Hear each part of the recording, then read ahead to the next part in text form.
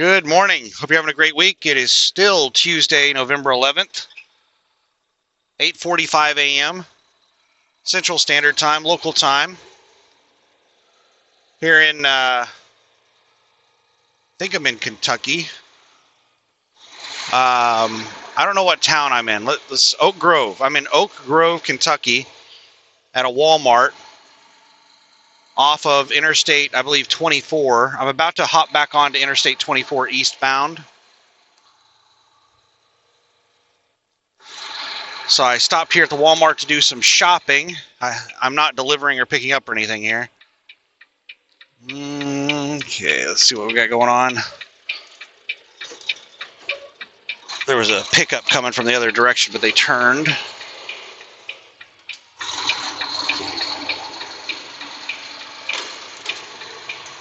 At the stop sign, turn left to stay on Sector Drive. So if you didn't watch the last video, why did I stop here? I stopped here mainly to get coolant and K-Seal stop coolant leaks. It's this coolant stop leak stuff. There is a homeless person standing in the middle of the road. Are you serious? Turn right onto Fort Okay, there's a little median there. That's what he's standing on. I thought he was standing right in the middle of the damn lane. Yeah, I'm about one paycheck away from joining you, bro. I don't have any money. Continue on Fort Campbell Boulevard for 2 miles.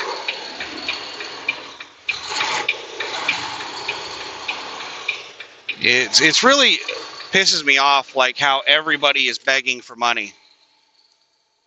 You have, the homeless people that have always been begging for money.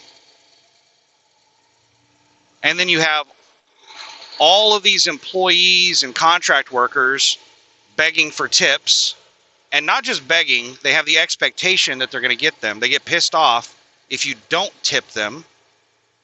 That's begging for money. And then, like, everywhere you go where you pay for something, it's begging you to, like, donate money or round up or pay forward or whatever. We've just, like, normalized begging in our society. Social media influencers, they're professional beggars. That's basically, like, what most social media people do is they beg for donations. Some people on social media make a living off of advertisements, but most of them beg for donations.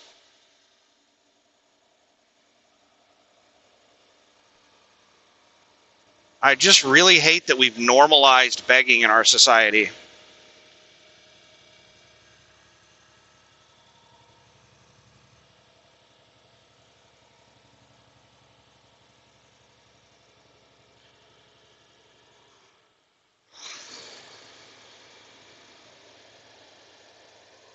All right, so yeah, I did not put any of the coolant sealant stuff in there because it doesn't appear to be leaking coolant unless the engine is under quite a bit of strain. Like the drive here did not leak any coolant. The truck idling doesn't leak any coolant. I went over some decent little hills. I have an 80,000 pound load. I'm basically running max weight right now. And I went over some decent little hills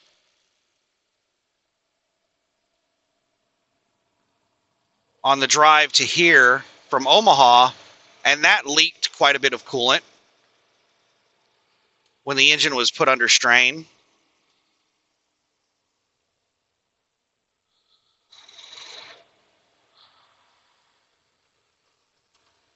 But the stop leak stuff doesn't really work unless it's leaking. What it does is it's some type of chemical that interacts with heat and air. So once it's hot and it's exposed to air, it basically acts like JB Weld.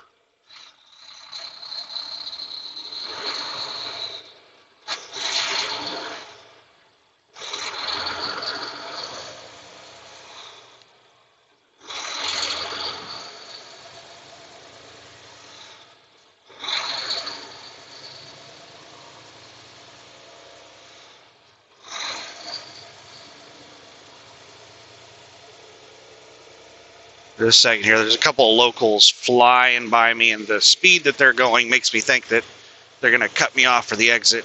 Oh, great. Yellow, red light. Is this guy going for it? Man, he is flying up on that light. I think he changed his mind at the last second. I'm pretty sure he was planning on running that.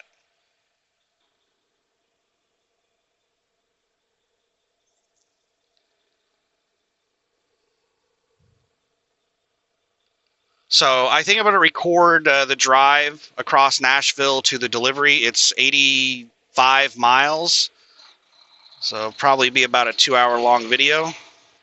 I didn't even notice. Did that other truck take the exit here? No, it looks like it went straight, so this guy is not going to cut me off. I think I can see it way down the road. I smell coolant. Starting from a dead stop with this much weight does put quite a bit of strain on the engine, so it's probably leaking coolant right now, doing this stop and go crap. Use the right lane to take the I-24 East ramp, then merge onto I-24 East.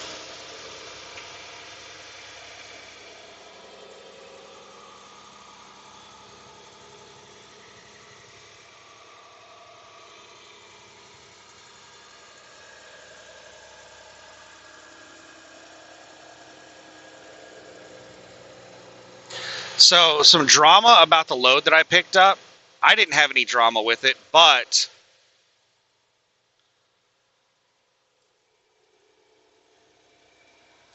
there were several really negative Google reviews on the place that I picked up, saying that they make the drivers sign paperwork that says that it was a driver piece count. And the drivers are like, yeah, I did not piece count the load. But they make you sign saying that you piece counted the load.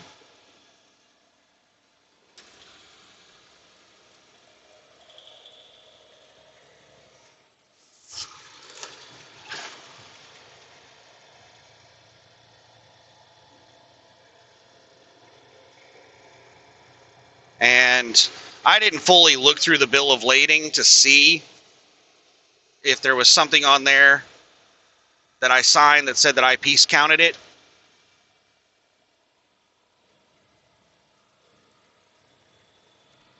But I don't remember any piece of paper specifically that they made me sign saying that I piece counted it.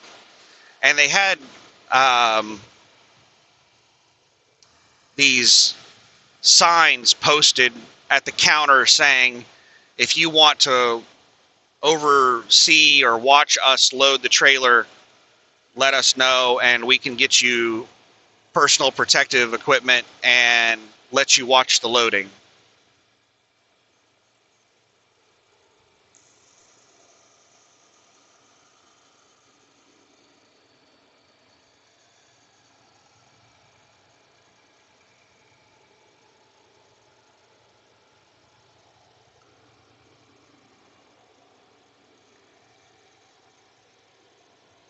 But yeah, I didn't have any issue. Maybe I didn't read the fine details of the bill of lading. Left lane closed, half a mile. All right, let's watch for brake lights, because when we go single lane, there's almost always some asshole that decides to go 20 under the speed limit.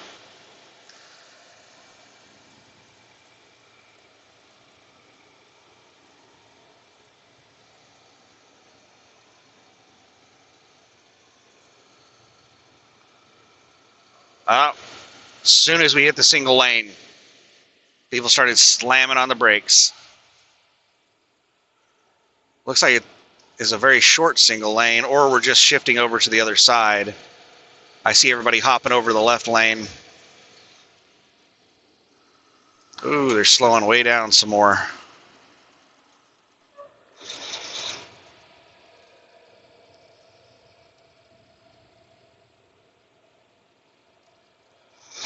Nope, that was the end of the single lane.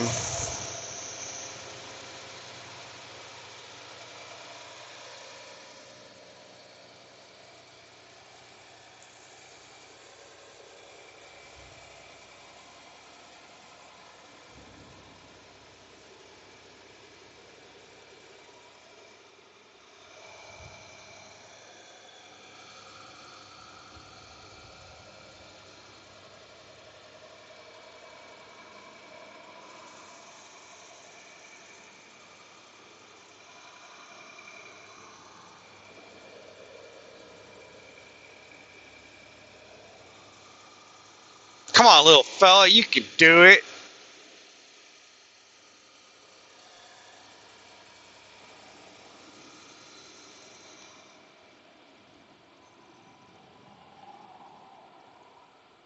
I'm gonna have to. This person merging on in front of me has got me down to 55, and we're about to start climbing a hill.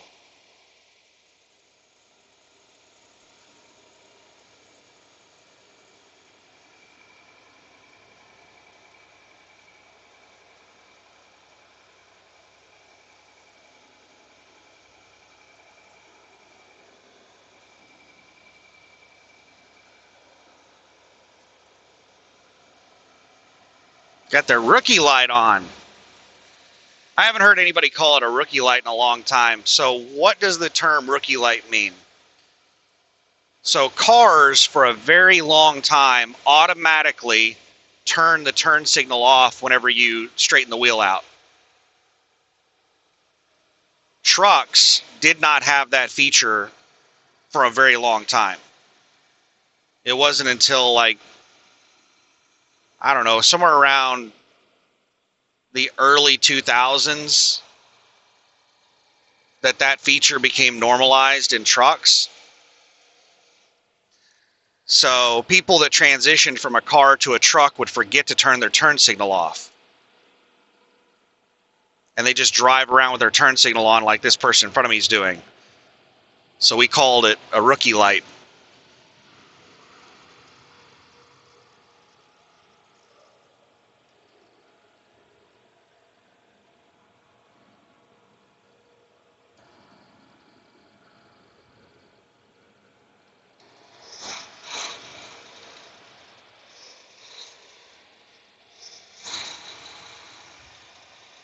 Maybe he's just playing the long game on a lane change.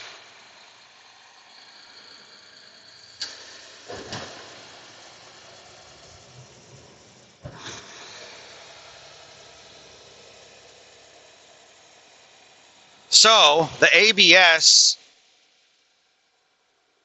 is not correcting itself. The ABS light is still on. So I put it in the dealer and got the ABS fixed when I initially got the trailer. The ABS worked for a couple weeks.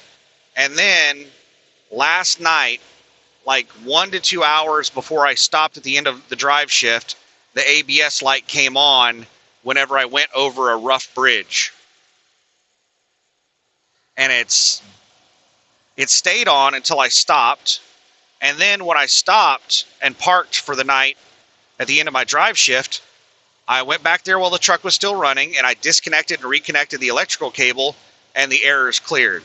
So I thought, okay, whenever I went over that bridge, it just knocked the connection loose. But this morning, the ABS light and the error on my dash were both on again, and I disconnected and reconnected the electrical line multiple times. It is not clearing. So I suspect that going over that rough bridge might have damaged a speed sensor,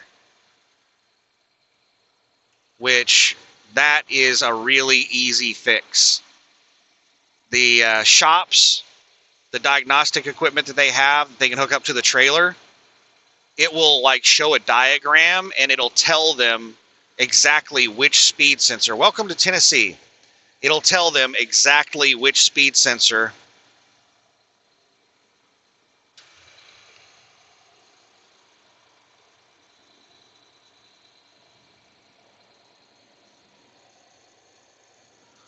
Welcome to Tennessee.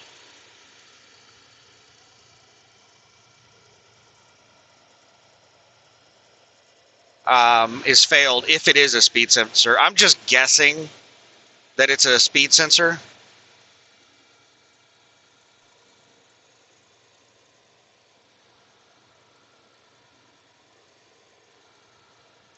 And most shops have speed sensors in stock, and it only takes them a couple of minutes to replace them.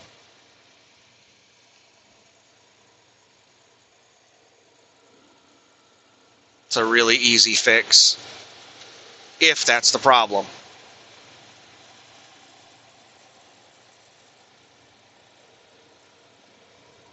What in the hell is this car doing? Just a second here.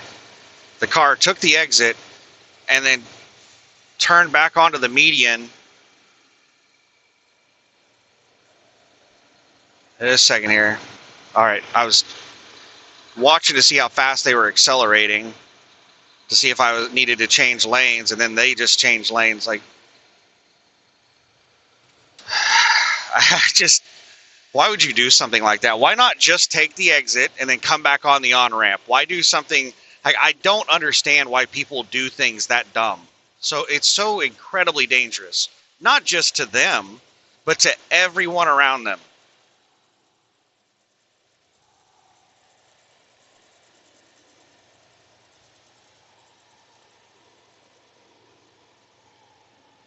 People miss an exit, they'll just stop in traffic and cut across traffic. Like, that's a big reason why we have accidents, is people taking the wrong exit or missing an exit, and they don't know what to do. They freak out and they do something really stupid.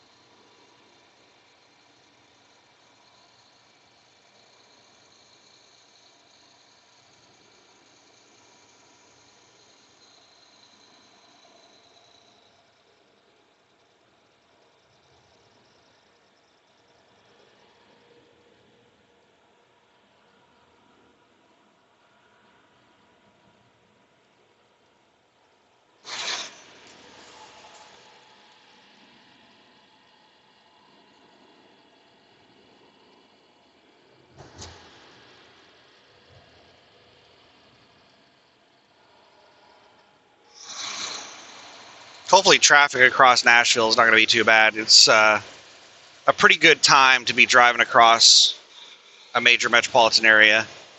You know, like 3 o'clock in the morning would be better, but as far as daytime, this is a pretty good time.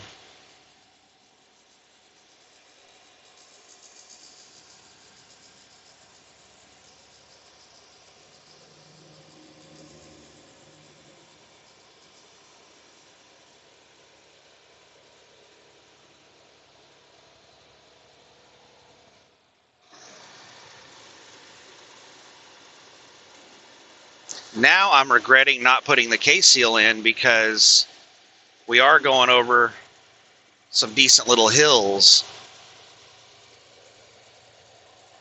The engine temperature isn't really going up because of how cold it is, and they're not very long grades.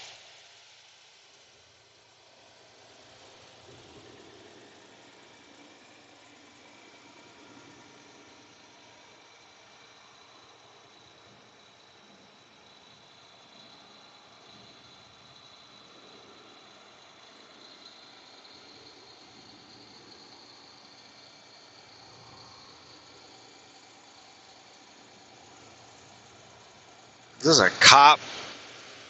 Yep. Regular cop, not highway patrol.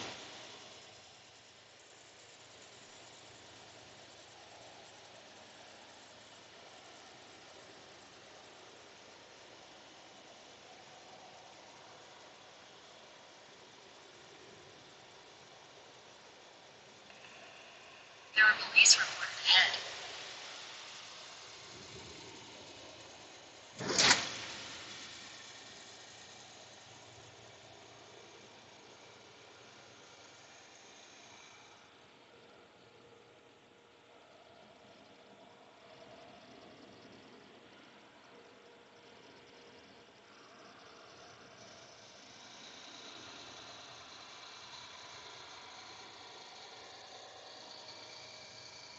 So what did I get at Walmart? I got the K seal, the coolant stop leak stuff, 4 gallons of coolant, 4 gallons of milk, some Velveeta and Rotel and tortilla chips so I can make some chips and dip. Popcorn, like now that I have a functional well, I've had a microwave in the truck the entire time I've owned the truck, but my inverter hasn't been able to correctly power the microwave until recently. So I've never really used the microwave in the truck until recently. So now I can pop popcorn in the truck. So that'll be a delicacy.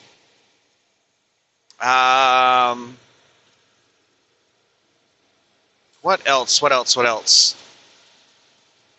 Onions. Yeah. So I brought a, a bag of onions with me.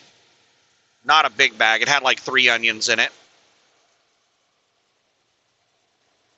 And I put them into my cooler that I have set up as a freezer.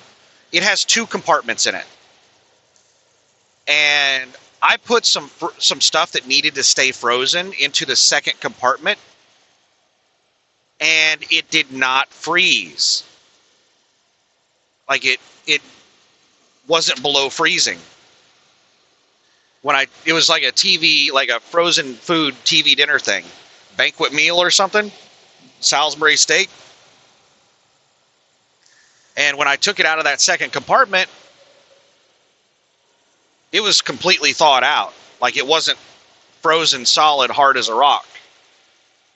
And I threw it away. I was like, yeah, I'm not eating that. That's probably really bad. So I started using that compartment for things that just needed refrigeration and not freezing. So I put the onions in there, and the onions froze solid. And you can eat frozen onions, like there's nothing wrong with them. But basically when they freeze, it bursts like the veins or something in the onions, and they just become like mushy. They don't have their crispness anymore. But they still are fine to eat. They still taste pretty good. But they're mushy.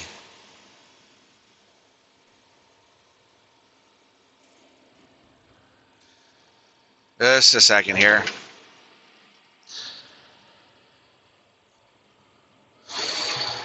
Great, we have a truck lane, which means we're about to go up a steep grade. And all these cars that just merged on have me hung out here in the far left lane.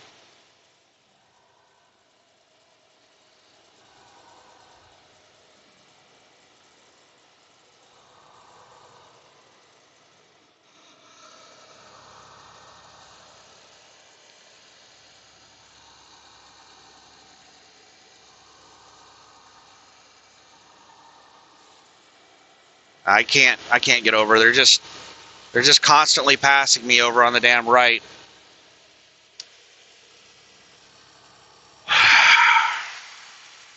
That's just a complete dick move. If somebody moves over to let you on the interstate, you should not hang them out in the left lane. And all these damn cars are just hanging me out in the damn left lane. All these damn locals that are only on here for like one exit. There they go. They all just took that exit. Like everyone that merged on just took that exit right there.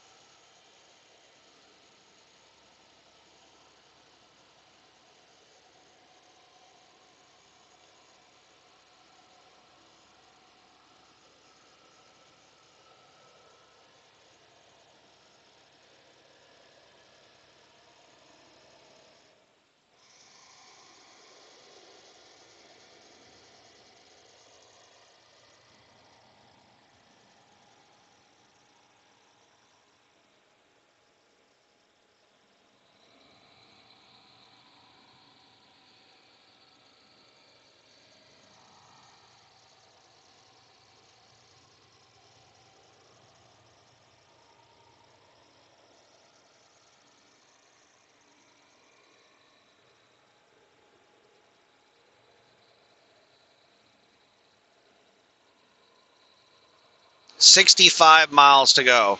So the place that we're going, Lebanon, Tennessee, is on the east side of Nashville. So we're going to come in on the north side of Nashville, drive through the middle of Nashville, and then go east of Nashville to Lebanon.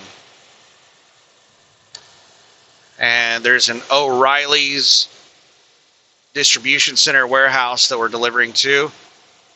And I'm not sure exactly where the entrance is at. There are some signs that I was able to look at on Google Street View, but they're so blurry that I can't read what they say. So whenever I get there, I'm just going to have to try to read the signs to see which side of the building I go to, because they have docks on both sides of the building. So I'm not sure where the receiving check-in is at. So we'll have to be looking for signs when we get there. I mean, most of these places that we pick up and deliver, they just kind of expect truck drivers to know what to do. Every place is different, and some of them have some pretty good signs, but a lot of them have very poor signage. And this is not like a car where you can just kind of like drive around and check for the entrance and stuff like that. You do not want to just be randomly driving around in one of these trucks.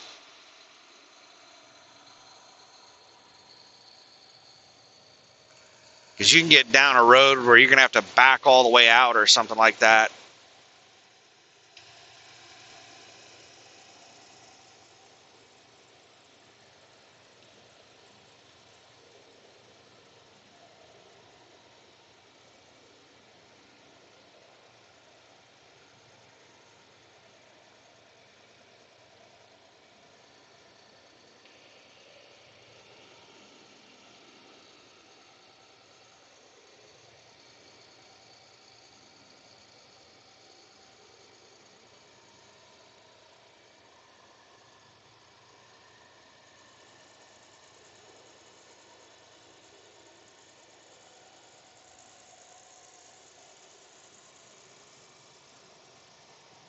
Now we're going over quite a few little hills. I should have put the K-seal in.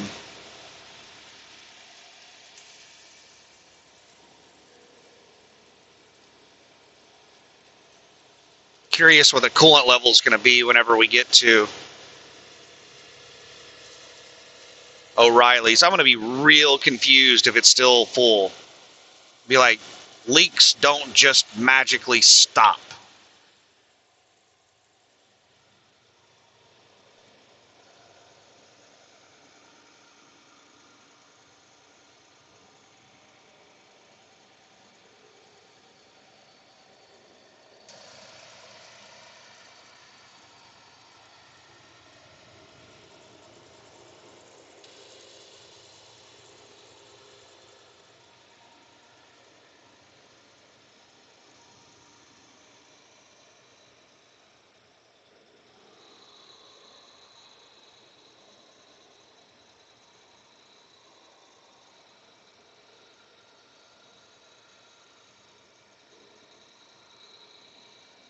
I have not been getting very many load alerts.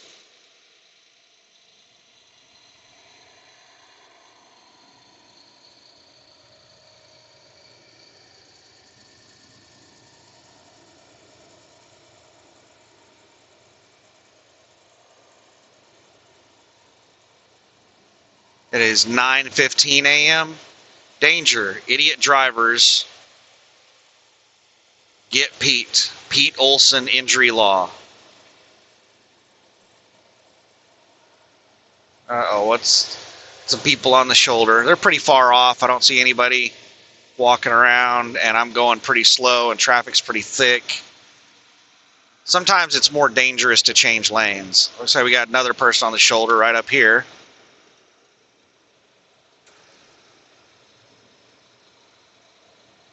They're pretty far off the road, and I don't see anybody around the vehicle.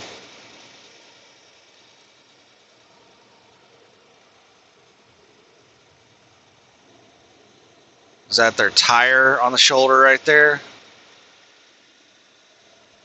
There's a whole bunch of pieces of tire. I don't think it was theirs. Their tires looked like they were intact.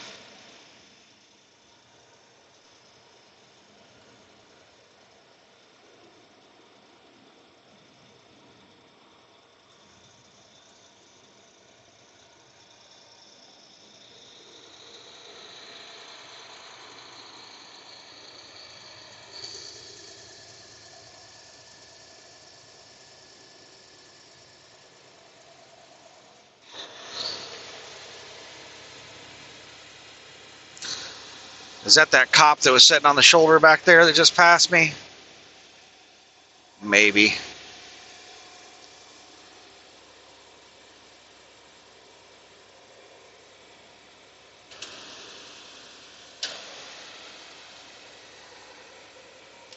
And I should have washed the windows. They don't have any, well, much of any bugs or anything on them because it's winter. Not a lot of bugs out. But it does have a lot of, like, dust. It's probably affecting the camera quality.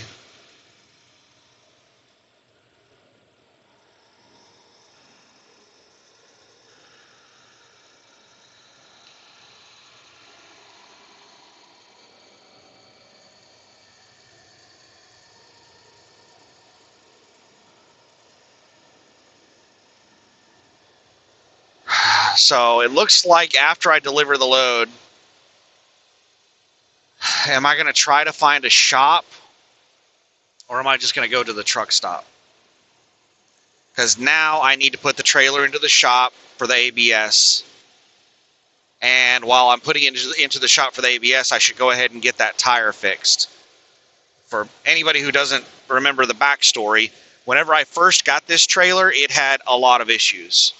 And I spent like a whole day at a utility trailer dealer getting a whole bunch of stuff fixed. The ABS didn't work, and someone had cut the electrical line going to the ABS light so that the light wouldn't be on. And the auto air light was missing. It is broken off.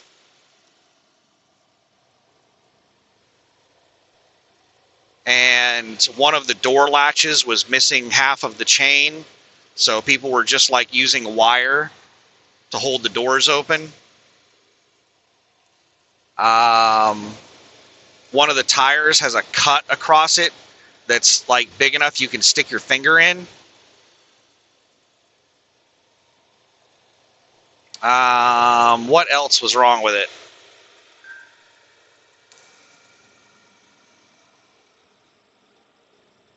I just got a load alert. It's just the same crap loads being posted over and over again.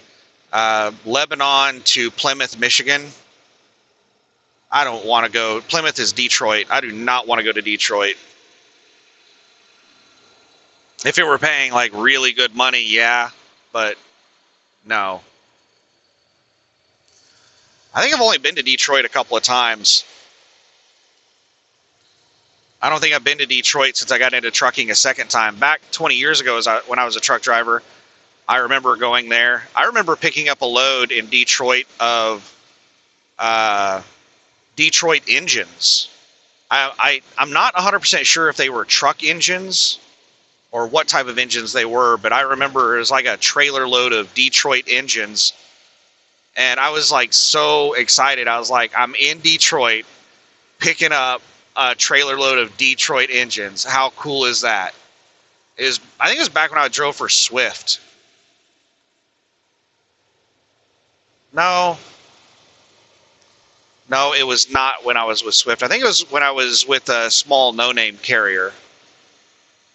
Because I was a West Coast driver with Swift. They didn't get me that far east. You know, it might have been whenever I was training. Because I spent like 3 months training and we drove all over the place.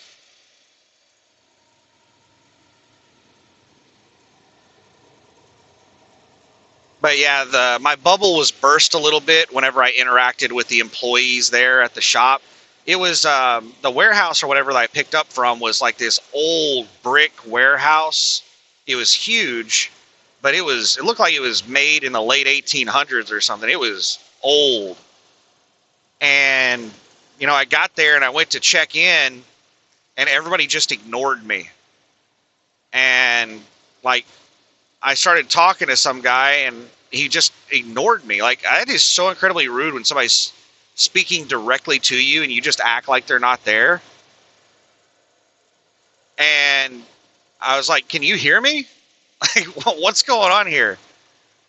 And I can't remember exactly what he said, but I remember he said something along the lines of they are union and it's lunchtime or something like that. I can't remember. He basically, he said something about being union and they were on a break or something. I was like, awesome.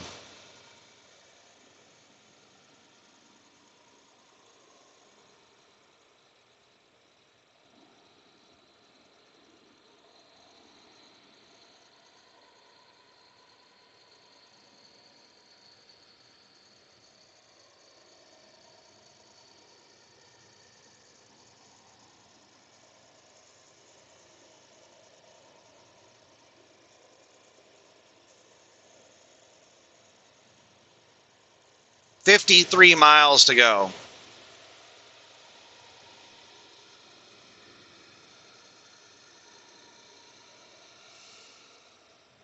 But yeah, Detroit is not a city I want to go to. I don't know what the current state of Detroit is, but I remember a few years back that they posted signs at the entrance to Detroit that basically said, enter at your own risk, because they did not have law enforcement that was able to respond to even emergency calls. Like, they were not able to respond to all of the shootings and stuff like that.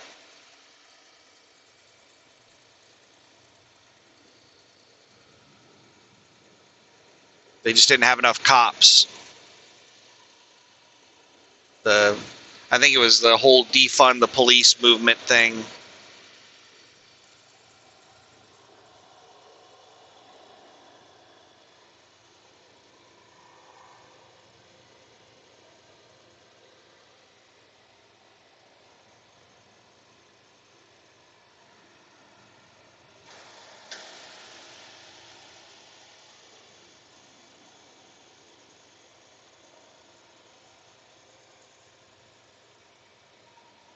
So I don't know if Detroit's improved since then, but it's not really a place I want to go.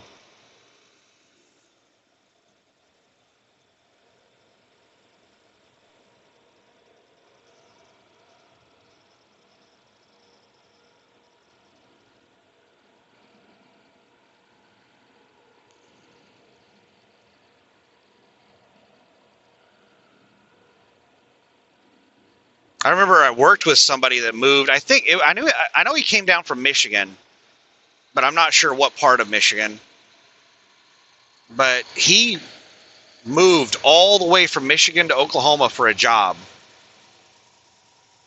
And he worked there at the company I worked at for a couple of years. And then he moved back to Michigan. He found a job in Michigan. And then he moved back to Oklahoma and got a job with us again. I don't know what happened to the job in Michigan.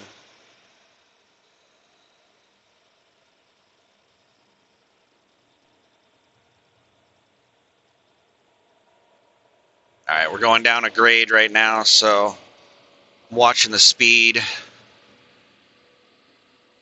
Starting to pick up speed. Let's turn the cruise off and start working the engine brake.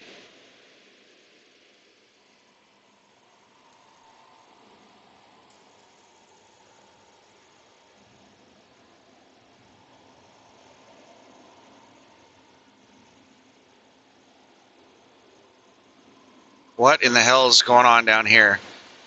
I've got a whole bunch of cars passing me. If there's somebody on the shoulder, I'm not going to be able to change lanes unless, like, it's critical. I've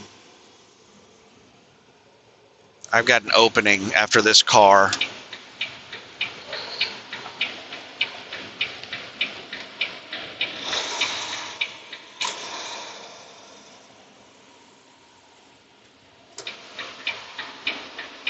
Looks like a semi is getting towed.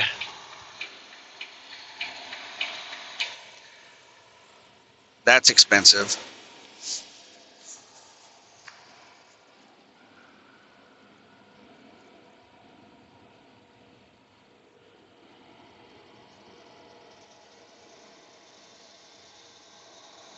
But did I even finish talking about the trailer? You know, I went over all the I'm getting a call from some agent right now.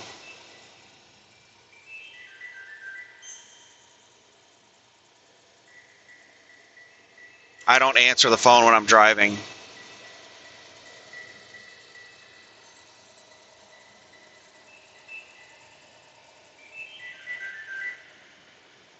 Truck lane in 500 feet. There we go.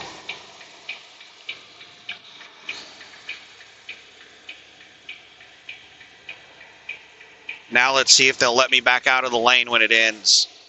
I don't like these short little truck lanes in high congestion areas because these four-wheelers don't realize that this is like a temporary lane, and like they'll just run you into the shoulder when the lane ends.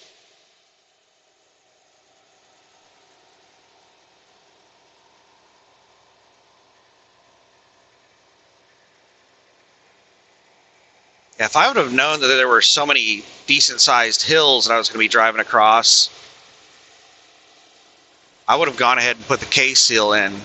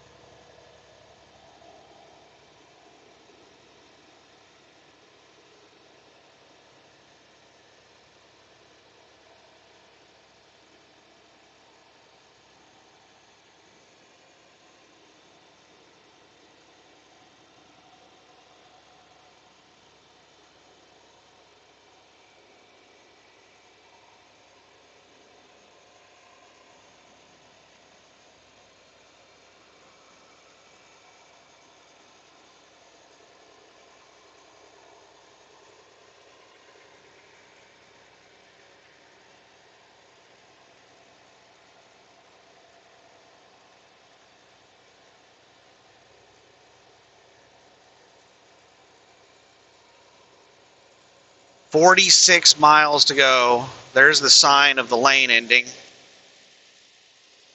And there's two trucks behind me, side by side, passing.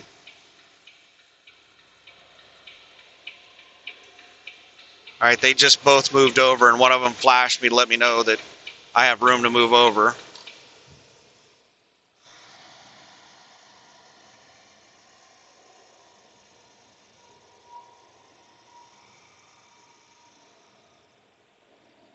Uh-oh, this FedEx passing me is barely able to do 65, so I'm going to have to slow down and let them pass so they're not blocking the damn left lane.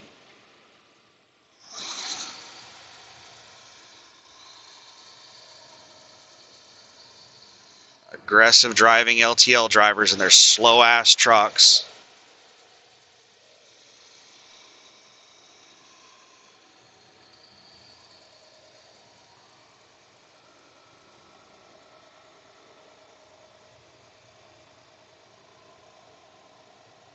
FedEx is basically going the same speed that I had my cruise set at 65, so if I wouldn't have slowed down for them, we would have just been sitting there blocking that lane.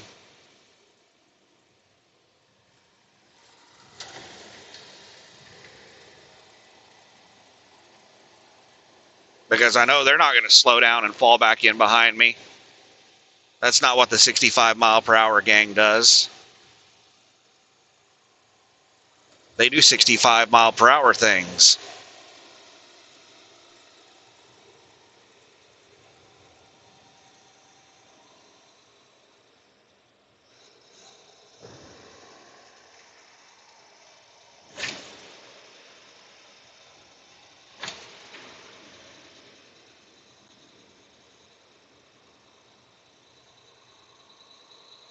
Another truck lane.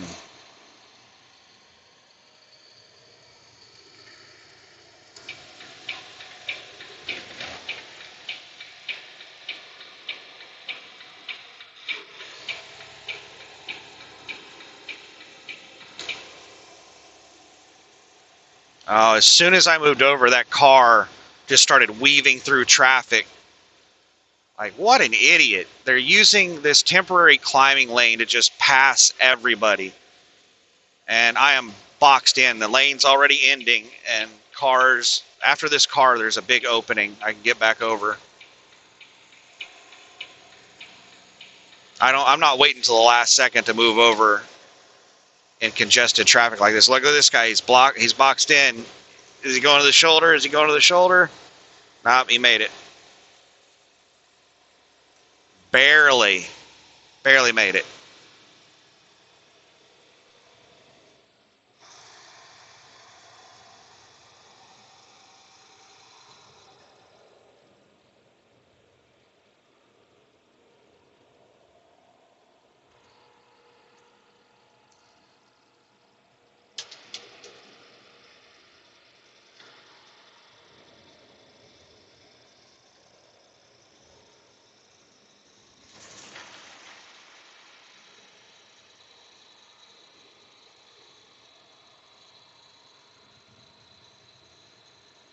Landstar did not leave a voicemail.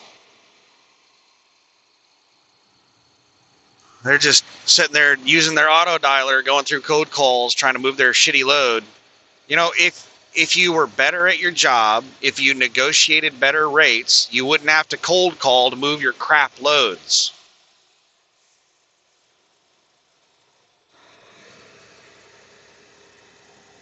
It ticks me off to get text messages and phone calls from these agents that are negotiating rates of like $1 a mile. Yeah, I've got this 45,000 pound hazmat load going to Nowhere, Montana for $1.17 a mile. Are you interested?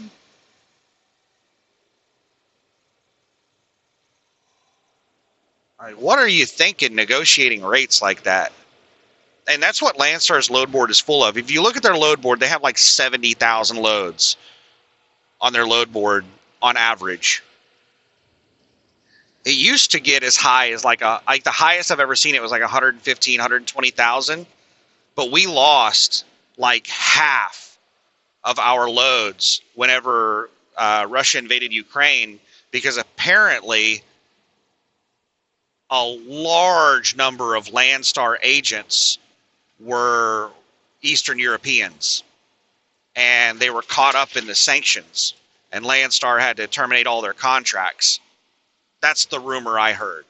But when Russia invaded Ukraine and the sanctions started, our loads went from like 115, 120,000.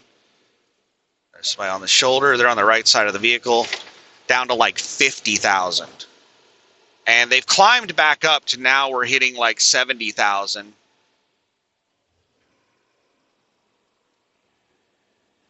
But if you go look through those 70,000 loads and you sort them, you filter them out to where you're only looking at loads of like $2 a mile or more, that'll get rid of probably 80% of the loads. And $2, the rates you see on the load board are the full rate. That's the amount the customer pays. That's not what I get. I only get like 70% approximately of whatever's listed on the load board. So if a load's listed at $2 a mile on the load board, I'm making $1.40 a mile on that load.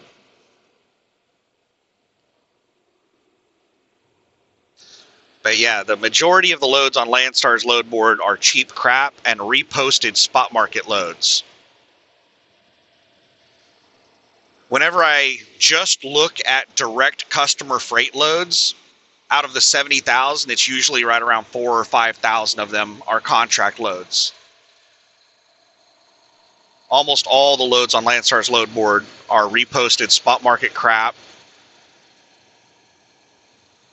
And then even in the contract freight of like 4,000 or 5,000 loads, if you get rid of all the loads that are $2 a mile or less, it probably goes down to like 1,500 loads or less. I'll try to remember to do that next time I do a load board video, to show you how few decent loads there are on Landstar's load board.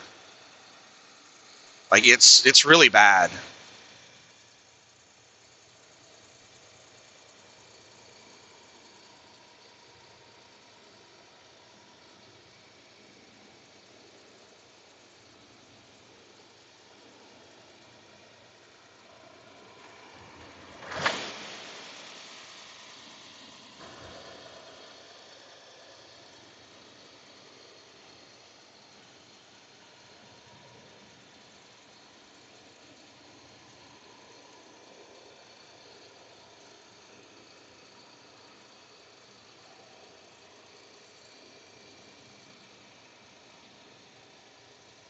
38 miles to go.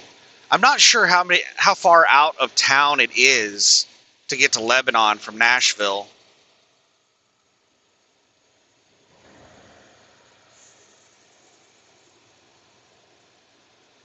It looks like it's maybe 10 or 15 miles east of Nashville.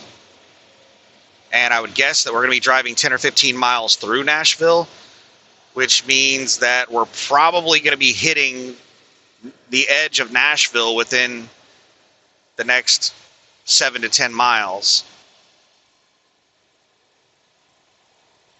It does not look like we're about to hit a major metropolitan area, but it's got to happen pretty soon.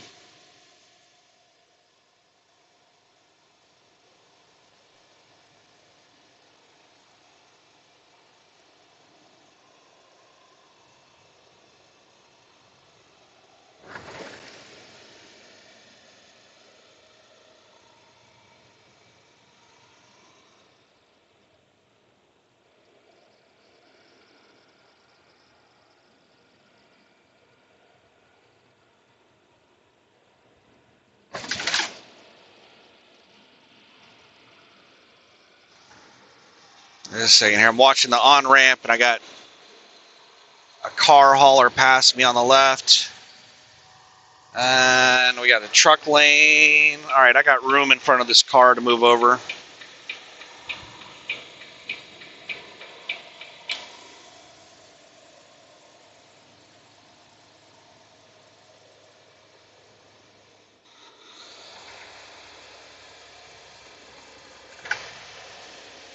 Man, this truck is so smooth.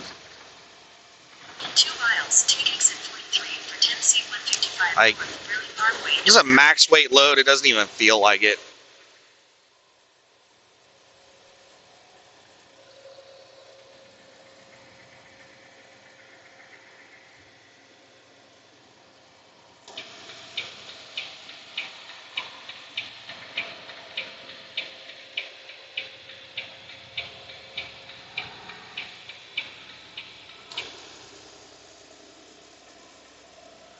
And it's not just this truck. It's, I think that sign said 8 miles to Nashville, which usually those signs are to like the city center, not the edge of town.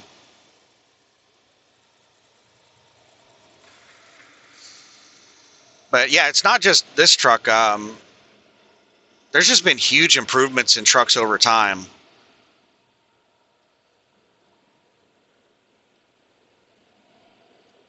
Like 20 years ago, and I think it had a lot to do with how they spec the trucks, but I remember, yeah, it had a lot to do with how they spec the trucks, because I remember driving for Swift, and oh my goodness, their trucks were so gutless. I lived in Reno, Nevada back then, so I went over Donner on Take exit 43 for Tennessee 155 North Burley Parkway toward airport.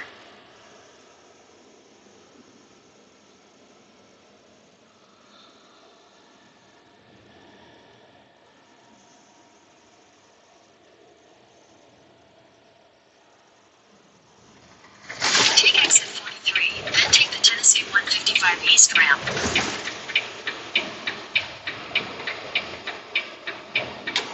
All right, so Google is rerouting me. Take the Tennessee 155 East ramp, then slide right onto the Tennessee 155 East ramp. On this 155, and I looked at it and I considered it. Oh my God, another agent's calling me. This is actually a route that I thought about taking earlier. And I was like, nah. But we're going to go ahead and take this. It's basically a Nashville bypass.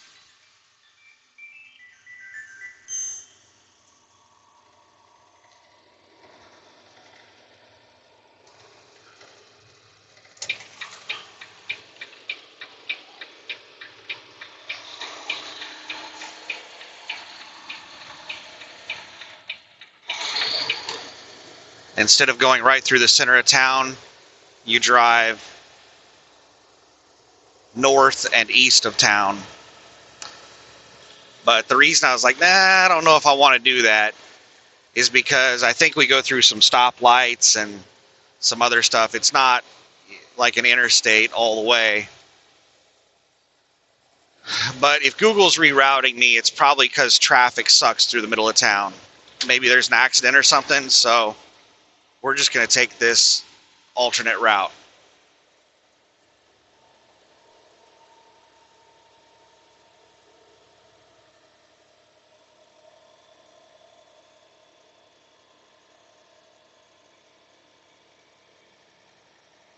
We're doing 47 miles an hour because we're going uphill. Now, if we had already been up to speed, we'd probably be climbing up this hill at 55, but we're trying to accelerate up a hill, which does not happen at 80,000 pounds. You can't speed up going up a hill at 80,000 pounds. The best you can do is maintain or reduce your deceleration.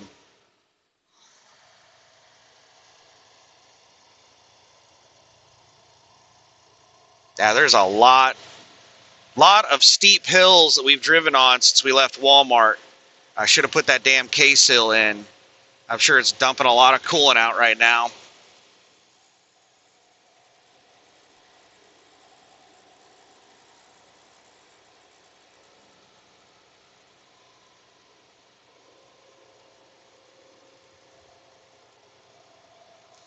"52 miles an hour. We're still going uphill.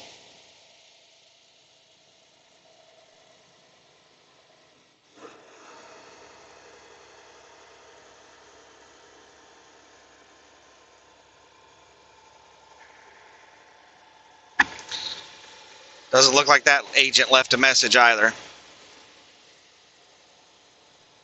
I don't even know what my voicemail message is. I think at some point I might have put a nasty voicemail message on there saying, if you're calling to offer me a load, stop calling me or something like that. I need to check and see if I have a nasty voicemail message on there. I think I actually deleted it. I think it's just like the standard robot message of please leave a message for, at the beep. Just a second here. Is this SUV getting in front of me? Or are they taking the exit? Yeah, they're getting in front of me. Yeah, just go ahead and pimp walk up there. Just let me slow down for you.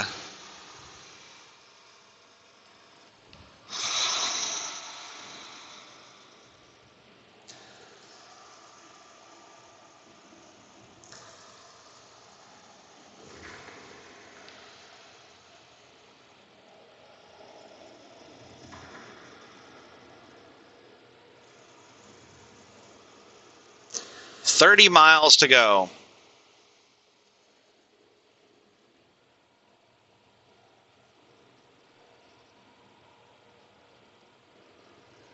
"8.5 miles until we get onto I-40 East.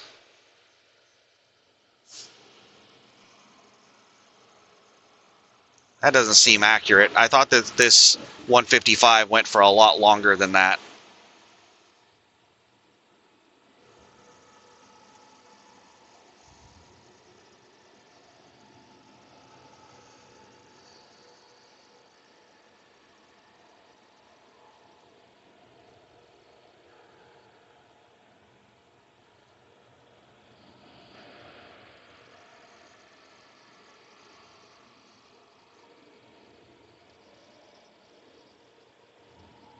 Wow, there's hardly any traffic on this road. I'm glad that I took this.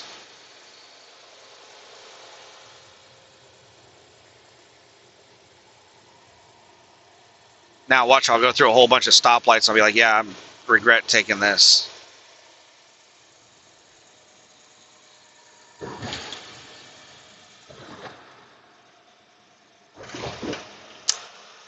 What is going on with the flags? I've noticed several flags at half staff.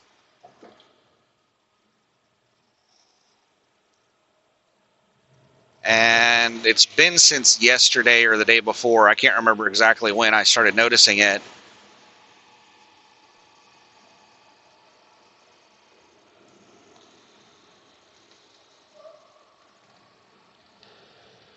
And I don't remember anything in the news about it. Maybe, did Dick Cheney die recently? Is that what it's about? Former Vice President Dick Cheney?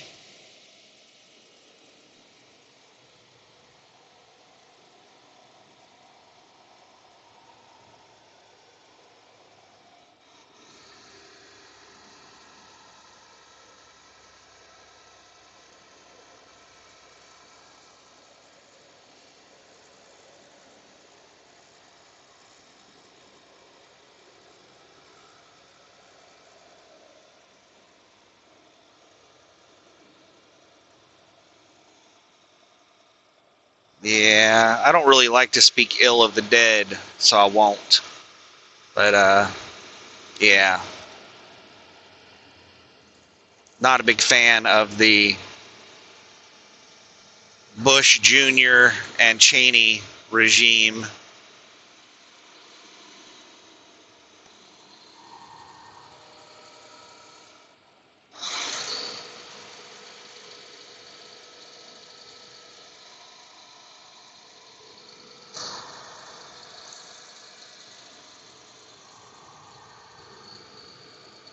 I'm going to grab the lane to my right whenever I have an opening.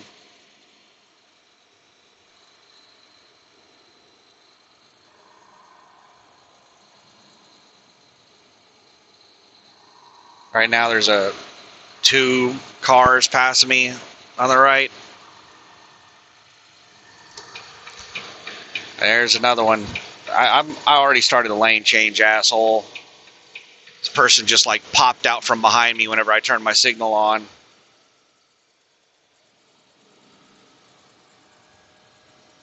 Maybe if you weren't speeding and weaving through traffic, we wouldn't be having these problems.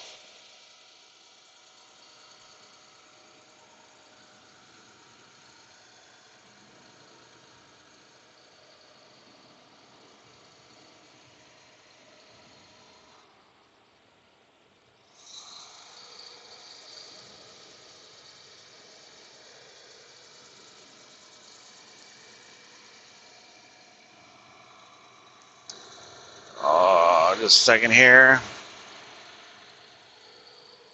4.1 miles until I-40. Yeah, that looks accurate. It looks like it looks like that 8.5 miles it said back there was accurate. This is a shorter little bypass than I thought it was.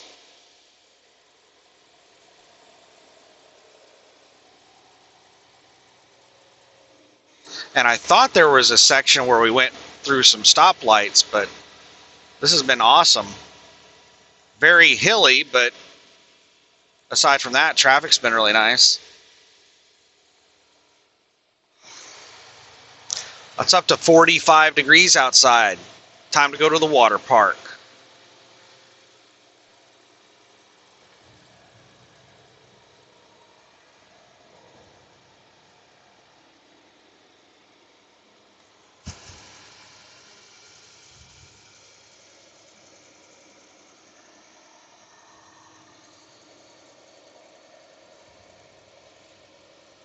I remember going to a water park when I was a little kid. Oh my goodness. I have always had a really extreme fear of heights. And I don't know why, but I got on that water slide that's basically you drop straight down. It's just straight down and then it goes straight out just to allow you to decelerate. And I was so afraid of coming off of it so fast that I would come off of the slide and just fall straight down or fall off the side of it or something, because it didn't have very much in the way of protection on either side to keep you from falling off the side of the slide. So I laid down flat and I was slowly inching my way to the edge of the slide to slide down, and it was like straight down. And the girl, the employee that was working there, just a second, what in the hell? Person was just like getting in my damn lane. Looks like they're playing on their phone, not swerving all over the road. All right, let's get over a lane because we have a right lane exit coming up in a mile and a half. Yeah, but the girl working the ride, she apparently got frustrated with how long I was taking, and she puts her foot on my shoulder and just pushes me off. And I was not touching the slide for like the first 20 or 30 feet of the fall. It was just a free fall. What I was terrified of happening. She pushed me off there so fast.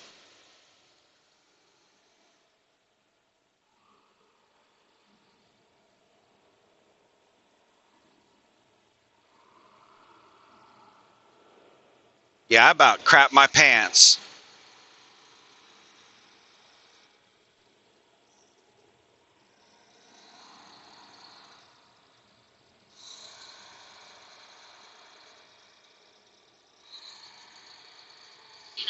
All right, we are in the correct lane. These two lanes, the lane I'm in and the lane to the left, exit to I-40. The lane I'm in goes I-40 east, and the lane to my left goes I-40 west.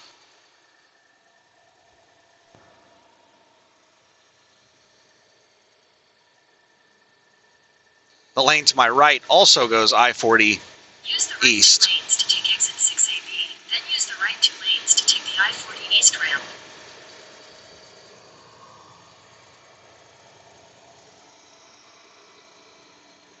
Use the right 2 lanes to take the I-40 east ramp.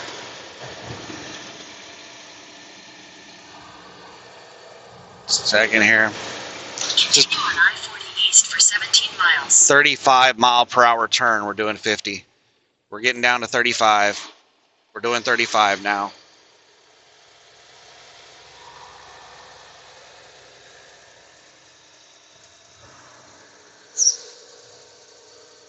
All right, right lane ends. Nope, that's a different on-ramp. That's that on-ramp over there.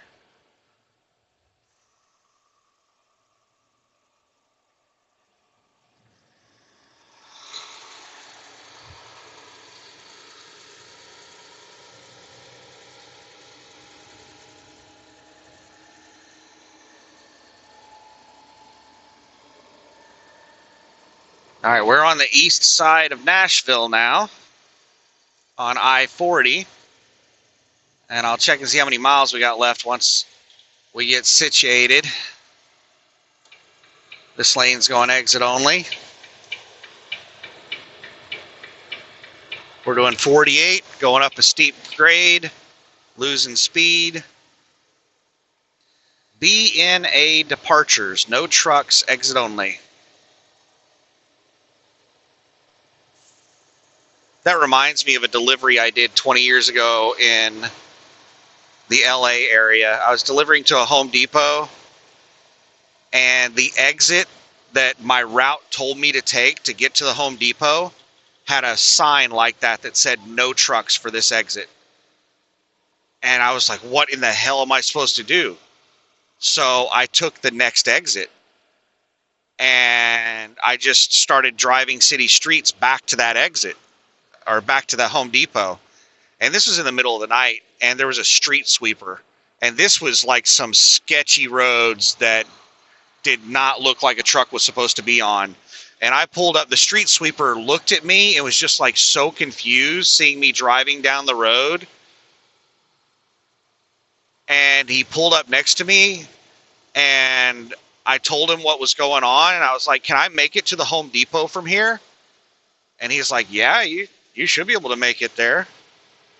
But it was a pretty long drive on these residentials. Like, it wasn't residential. It was, I don't know if it was a historic district or what it was, but it was like a really nice section of town that was really, really nice. It had, all kinds of decorations down the center of the road, and all the businesses down the sides of the road were like really nice and stuff. And yeah, it did not look like a place that a truck should be. All right, 19 miles until we get there. It's 14 miles until we get off the interstate, and then it's 5 miles off the interstate to the warehouse.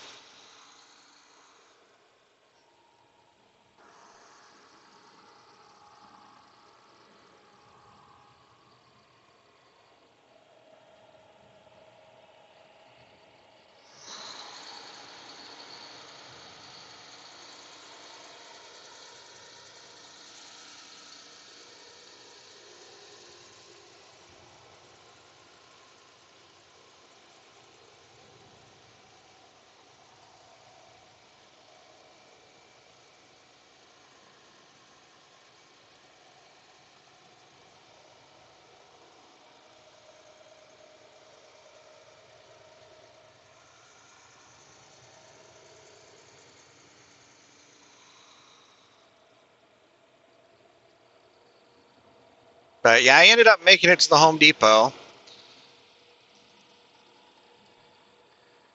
And their property was gated, so I couldn't get onto the property and wait for the delivery appointment in the morning. So I had to park across the street.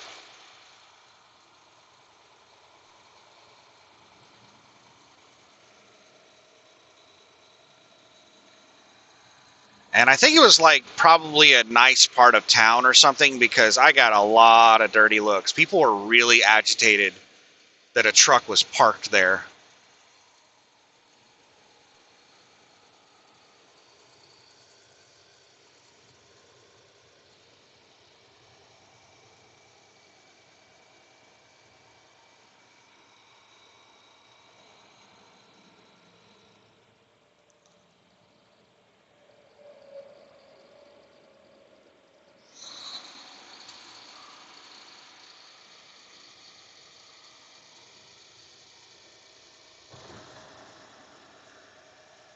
Just a second here.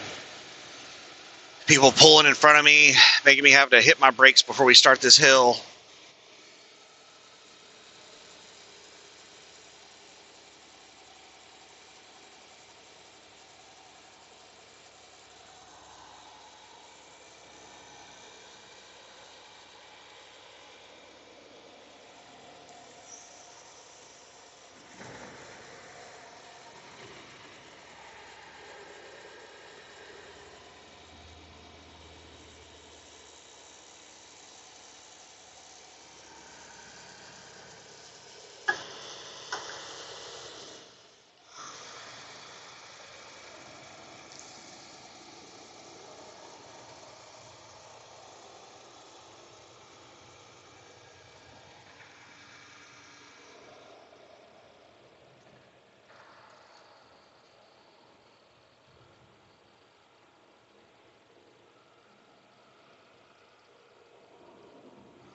Traffic's lightening up quite a bit.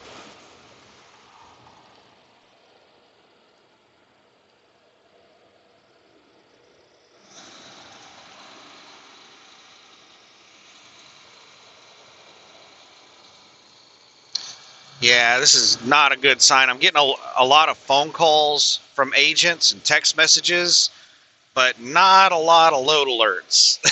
That means there's a lot of cheap loads in this area. Agents have negotiated some really bad loads, and they're not able to move them, so they're doing a whole bunch of cold calls.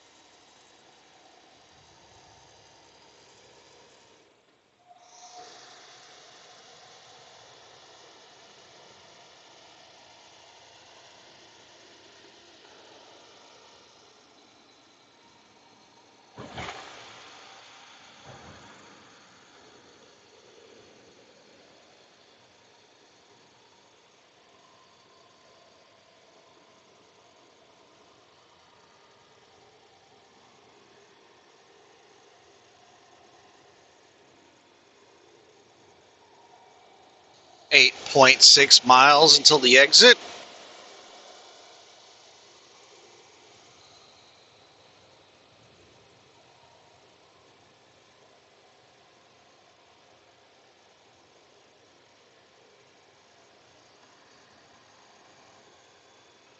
I need to look through the paperwork and see if they gave me any spare bills of lading.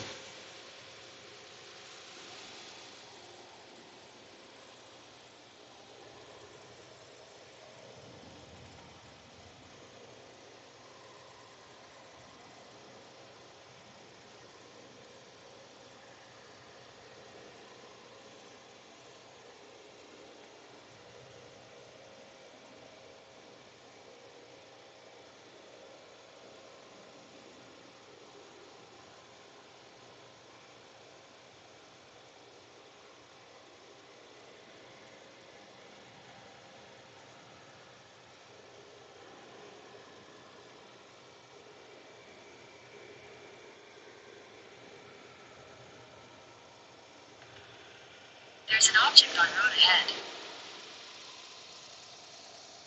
I wish they would start some kind of messaging campaign to inform all of the receivers that the bill of lading is not theirs. They are not entitled to it.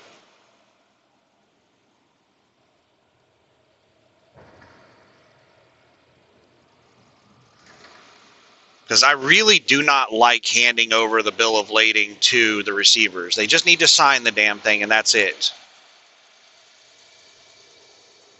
If they want to give me, if the shipper wants to give me a spare bill of lading to give to them, then fine. But I do not like giving my bill of lading over to a receiver and then they just take off with it, roll it up, stick it in their pocket, lose it.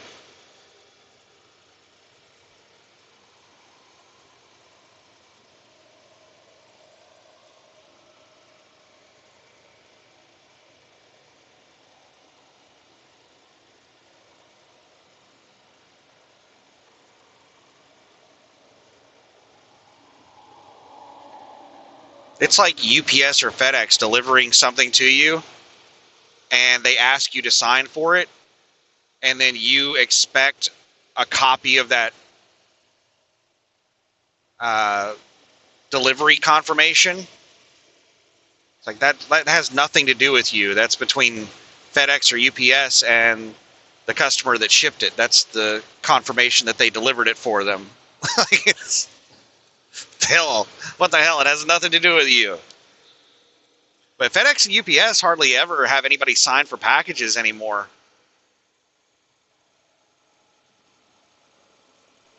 I've had packages delivered that had signature required on them, and FedEx and UPS just leave them at the door.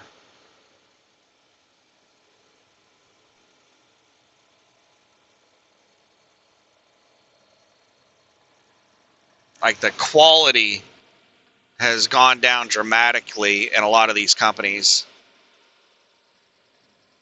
Like I've had FedEx and UPS and Amazon deliver stuff to the sidewalk. Like leave packages on the sidewalk in front of my house. I am not kidding. The sidewalk in front of my house. I'm not talking about my sidewalk that's on my property.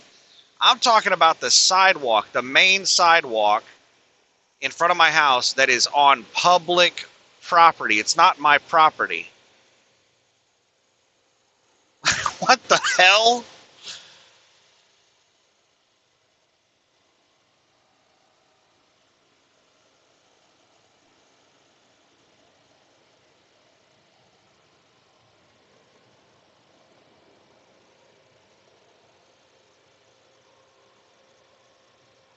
Something I used to have a big problem with was FedEx marking packages as delivered and not actually delivering them.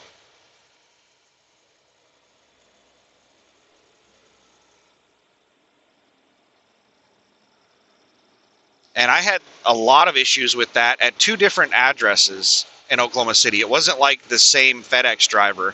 It was two completely different places in Oklahoma City, quite a ways away from each other. So I'm pretty sure it was a different, FedEx route. most likely a different driver.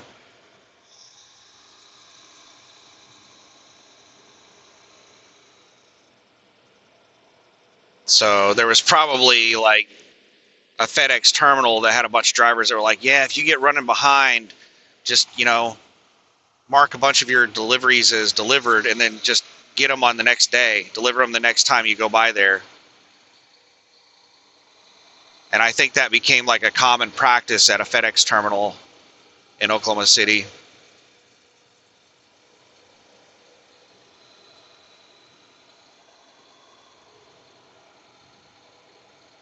But that seemed to have stopped. I haven't had that happen in a while. I actually got a duplicate order of items from Amazon because of that. Amazon delivered a whole bunch of stuff to me, or I ordered a whole bunch of stuff through Amazon. FedEx was supposed to deliver it. They marked it as delivered.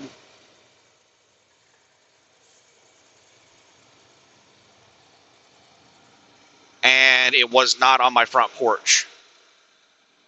And I was home when they delivered it. And I noticed that it was delivered like 20 or 30 minutes after the delivery supposedly happened. And I went and checked my front porch and it wasn't there. So I didn't know if somebody stole it or if they didn't actually deliver it. So I contacted FedEx, I contacted Amazon, and Amazon said to wait until tomorrow, and if you still don't have it delivered by tomorrow, then we'll refund or replace. And we waited until the next day, and still wasn't there, so I said that I wanted the items, so they did a replacement and resent all the items. And 232A for Tennessee 109 South. I received all the replacement items, and I also received the original items. Take exit 232A. I can't remember what order they were delivered, like if they were delivered the same day or what. But I called Amazon back. In a quarter mile, merge onto Tennessee 109 South. And told them what happened. And they were confused. They didn't know how to deal with that situation.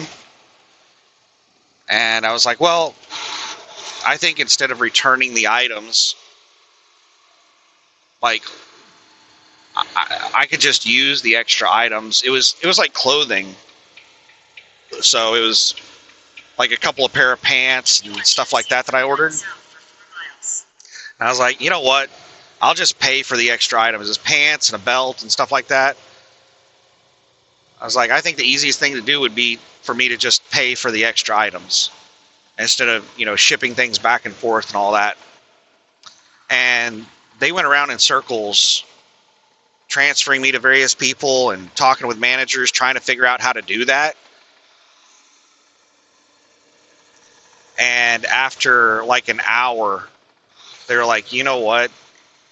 I think it would be easiest if you just kept the items. And I was like, if that's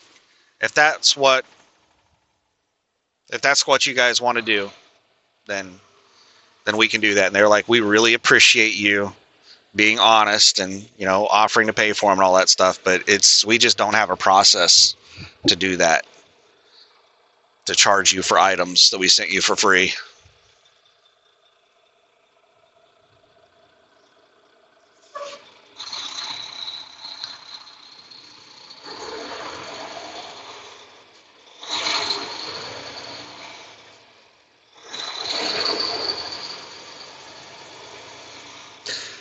.4 miles away, I can smell coolant.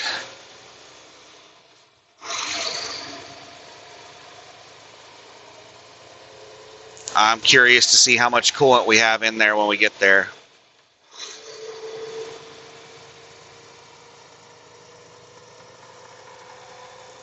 Getting started from a dead stop at this weight is quite a bit of strain on the engine.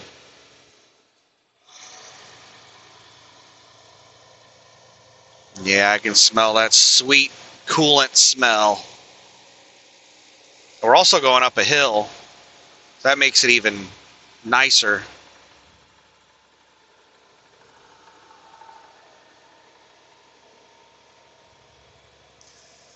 Two and a half miles until we make a right turn.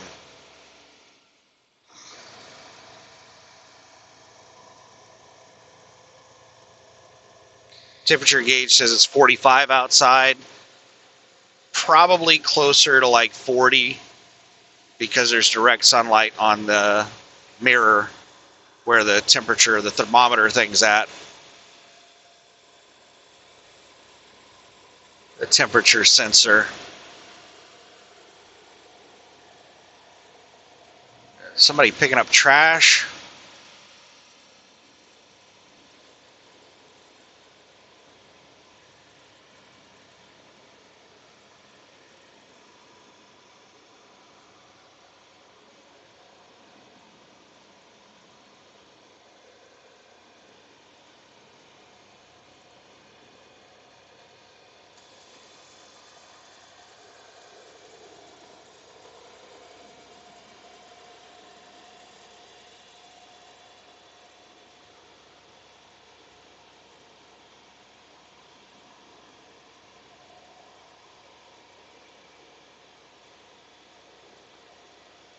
All right, light just turned yellow, red, 1.2 miles. 1.5 miles until we get to our destination.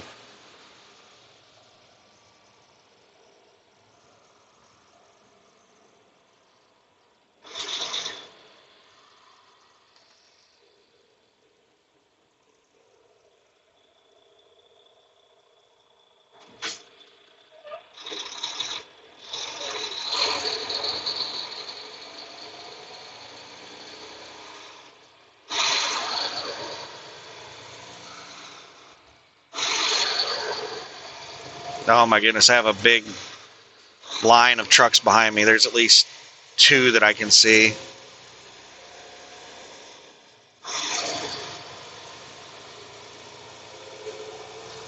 We're slowly getting up to speed.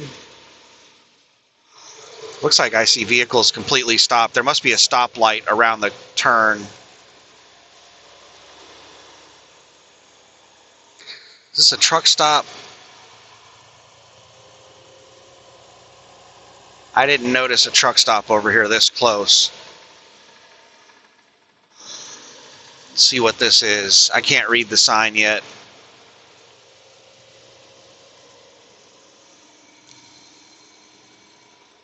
In a quarter mile, turn right onto Tennessee 265 West.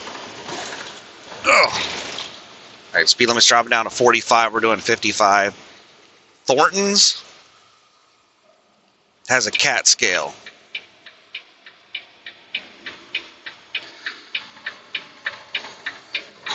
Yeah, they got a few trucking spots. At the light, turn right onto Tennessee 265 West, then turn left onto Duke Drive. They are completely full.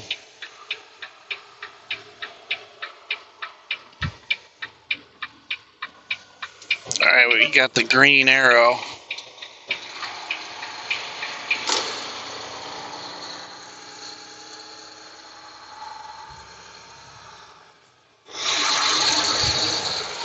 All right, now we're making an immediate left.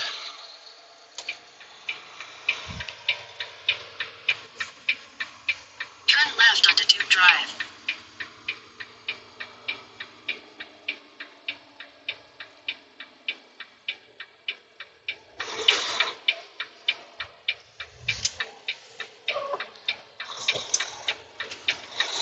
In a quarter mile, you will arrive at your destination. All right, I see O'Reilly's pulling out.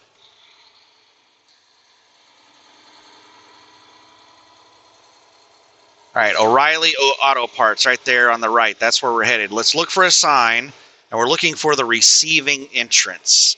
So they have docks on this side of the building and on the back side. I'm not sure which side of the building I'm supposed to go to. So let's see what these signs right here say.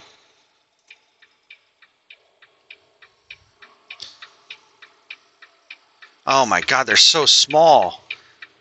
You have arrived. O'Reilly Auto Parts store, store operations offices, and receiving, delivery, shipping, returns. All right, forward is receiving, delivery, shipping, and returns. All right, receiving deliveries is to the right.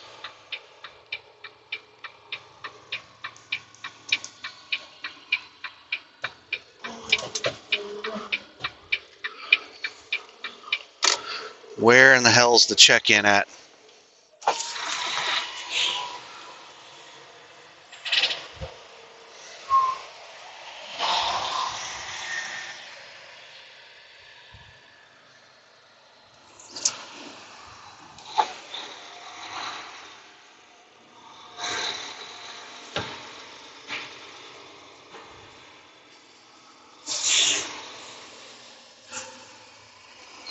Is it down there?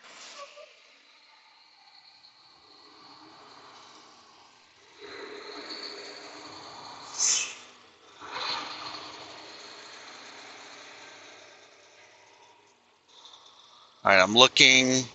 I think it might be all the way down at the end of the building. Yeah, there's a really strong smell of coolant.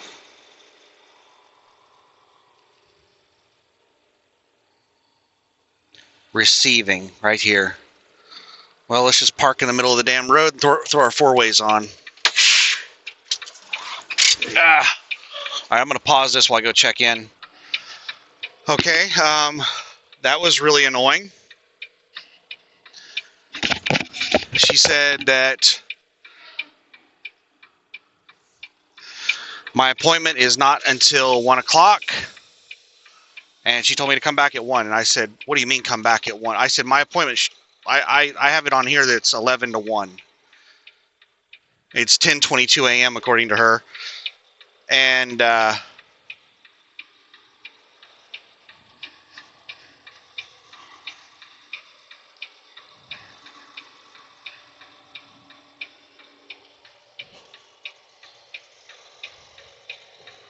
she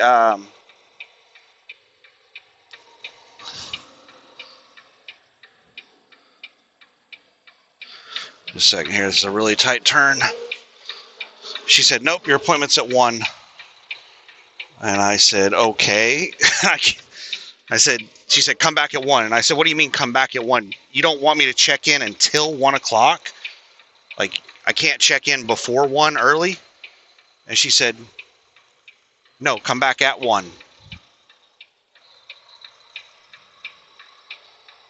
Wow.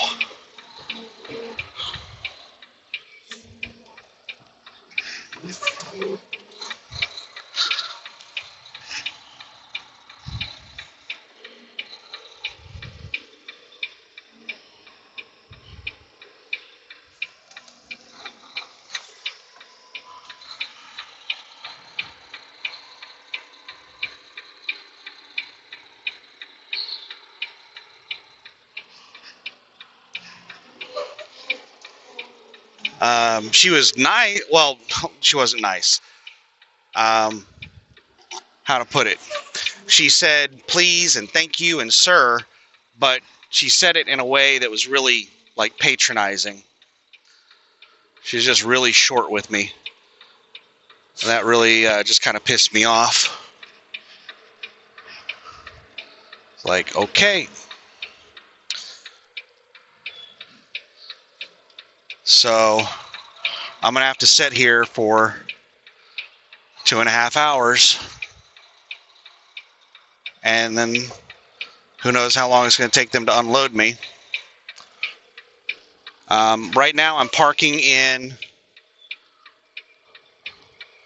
a dock that is not used. There's no dock door here. There's just a parking spot. There's no dock door or anything. So I'm just going to park here. I'll deal with it if they come out here and try to run me off.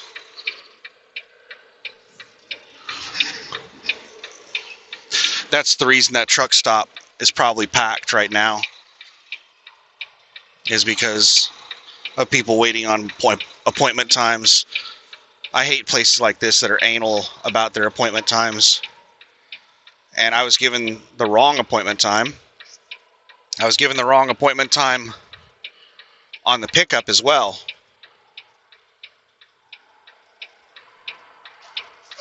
Just a second here. I'm trying not to hit the building hard. It has rubber bumpers, but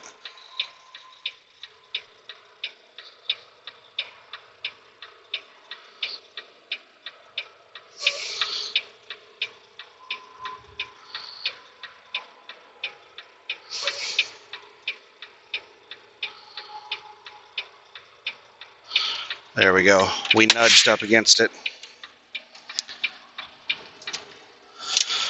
So yeah, I'll just be sitting here until, you know what? Let's check the coolant level.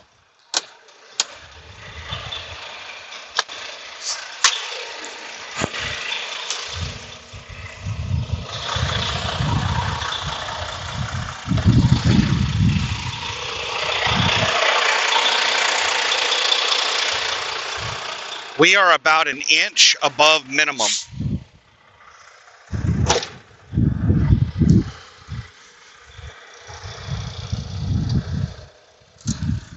So yeah, it takes quite a bit of strain on the engine for it to lose coolant, but it is definitely losing coolant when it's under heat and pressure.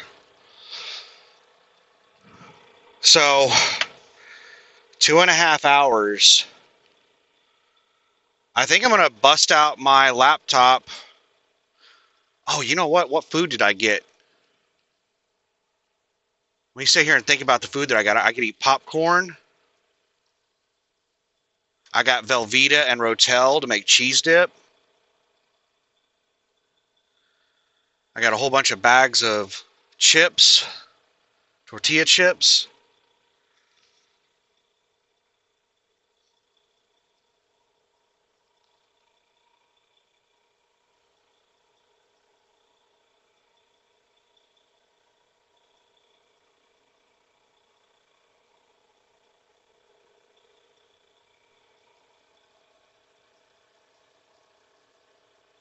Now I'm regretting not getting like more food while I was there.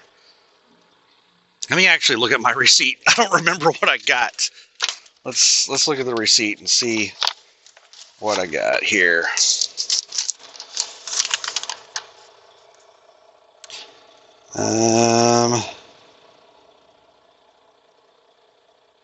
13-ounce. Gee, like the descriptions on here are not very good. 1, 2, 3, 4, 5. All right, popcorn, antifreeze, K-Seal, Rotel.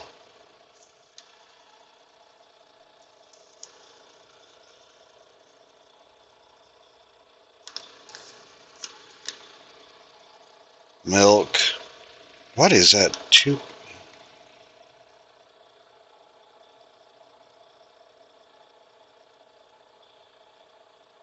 So I got 2 boxes of cereal. There's some things on here I'm not sure what they are. Oh, those got to be the potato chips. GV 13-ounce CA. Yeah, those are the chips. What is this one? Vel 2-pound HP. Those got to be the onions.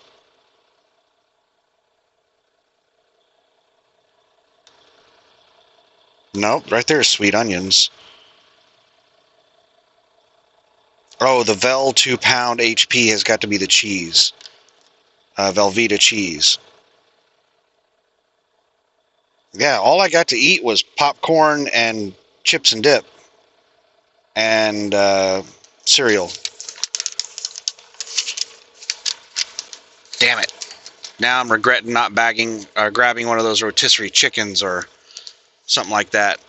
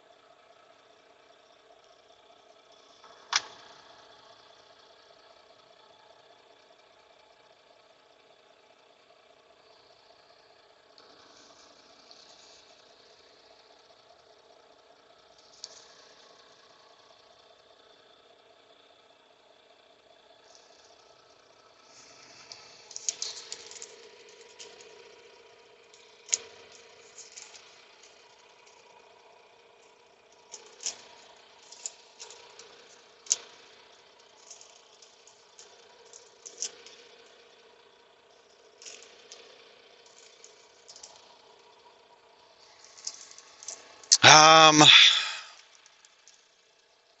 what to do? I think I'm gonna bust out my laptop and play video games for 2 hours.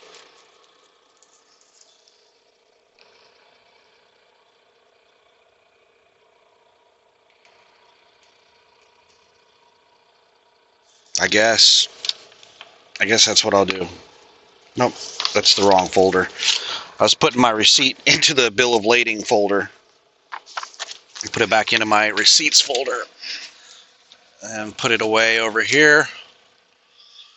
So yeah, this is the awesome life of a truck driver. I was told when I picked the load up that my appointment time was 8 a.m. and I got there at like 7 a.m.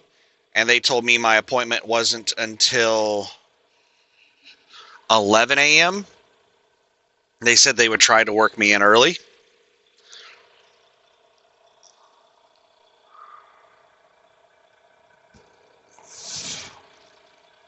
And they did actually get me loaded early. I was loaded by like 8:30 or something. And then I was told my appointment here was between 11 a.m. and 1 p.m. And I just checked in at 10:22 a.m. and they told me that my appointment's not till 1 and I cannot check in until 1. That doesn't make any damn sense. I've never been to a place that wouldn't let you check in early. Even like Sam's Club and Walmart that have insanely strict appointment times allow check-in like up to like 15 minutes early or something.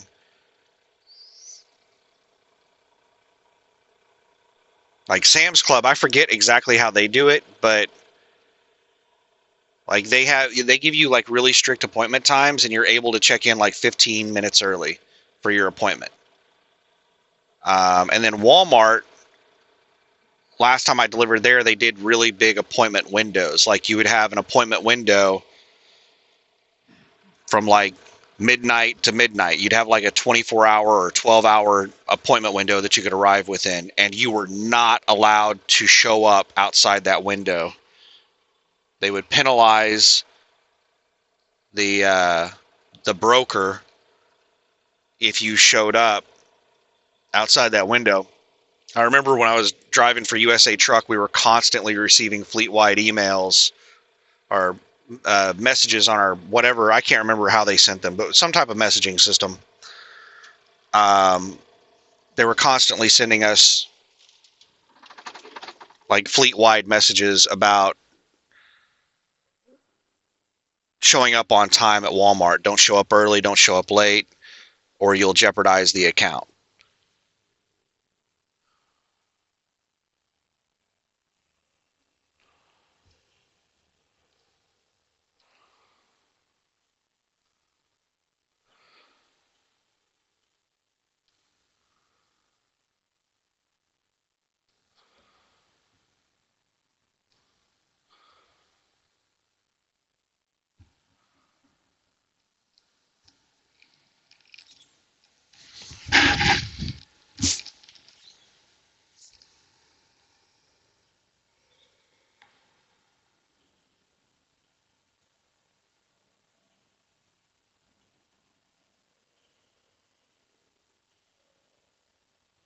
Sorry, I got quiet. I'm just sitting here thinking.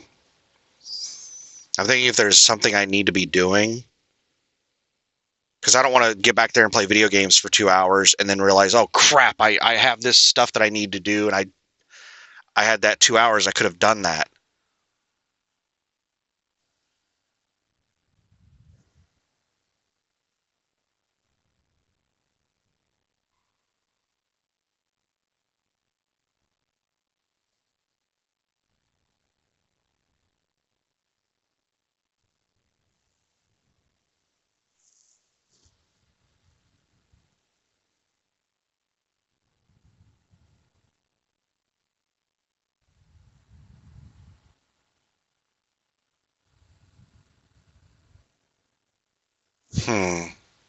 I can't think of anything.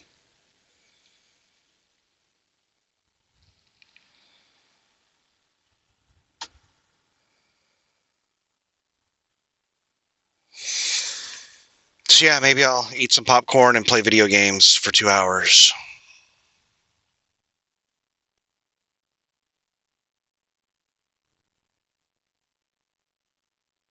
Or maybe I'll just sit here and stare off into the distance for 2 hours. I'm debating on the K seal. Here's the thing on the K seal. I think I mentioned this earlier. It has a life expectancy. It degrades over time. So, like, I don't want to put it in now and then I'm not putting any strain on the engine for 2 months. Like, me hauling a max weight load like this is really, really rare. So, unless I'm going to be driving over some mountains, or I'm going to be hauling a max weight load, I'm not going to be putting enough strain on the engine for the coolant to leak.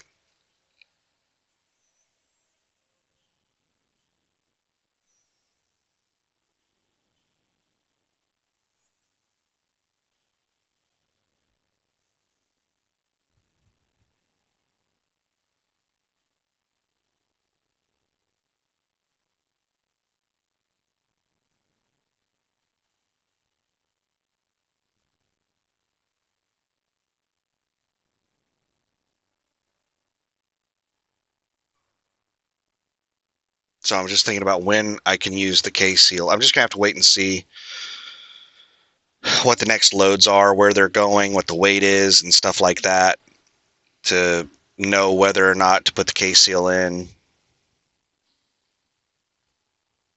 to see if that does something with the leak.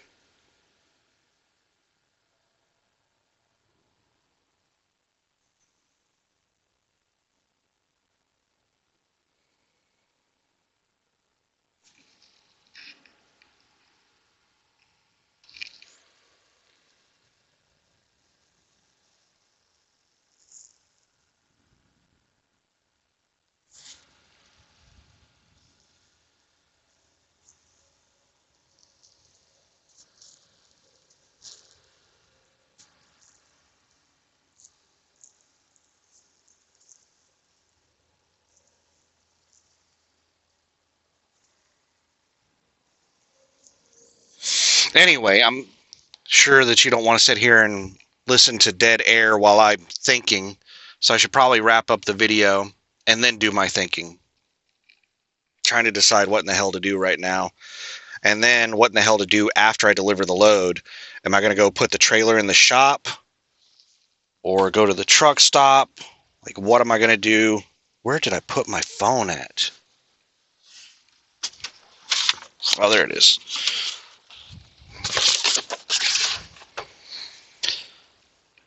Let's check and see what the shop situation is.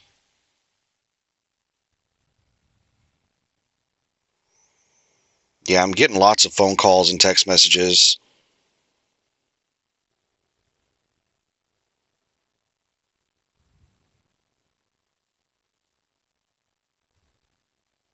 And the text messages, I can see the history of the text messages from the people that are sending me text messages, and it's the same agents that have been sending me text messages for years, trying to move their crap loads. And they just have these canned text messages that they copy and paste.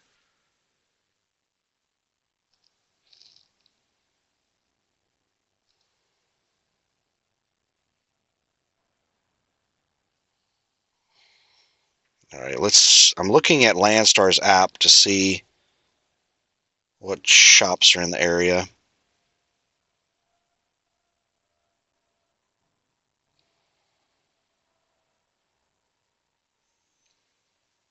All right, there's a Love's a little ways south of me.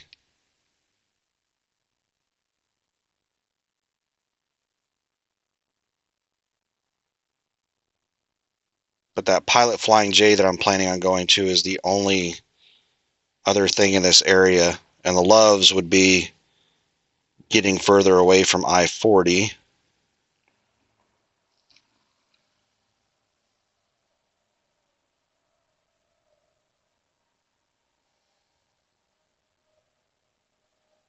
Let's look at the Pilot Flying J.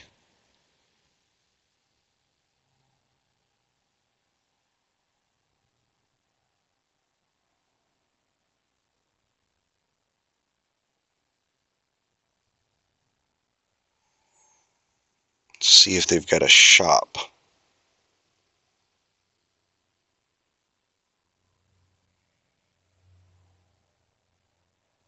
They've got a Southern Tire Mart at the location.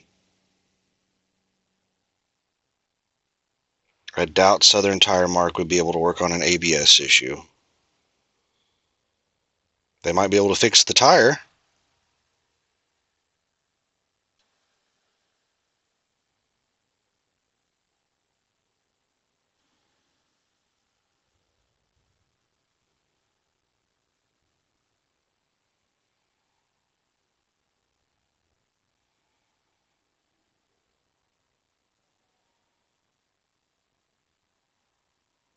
Yeah, there aren't really any shops that I'm seeing in this area.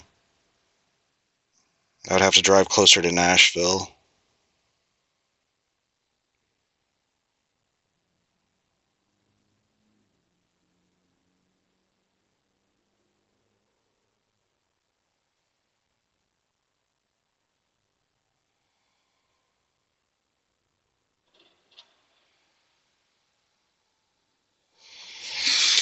So I think it's something I'll get fixed when I leave here. I don't want to go drive off in some random direction a whole bunch of miles to get it fixed.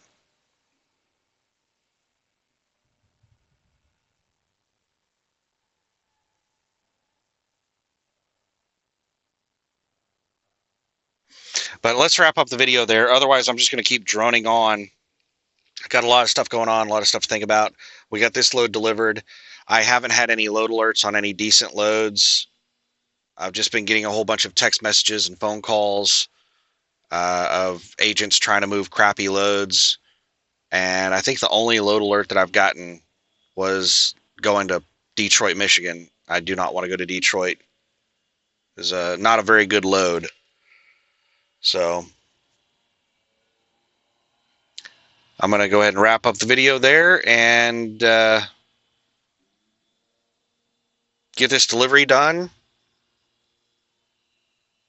And then go to the truck stop and wait on my next load. So have a good one. Bye.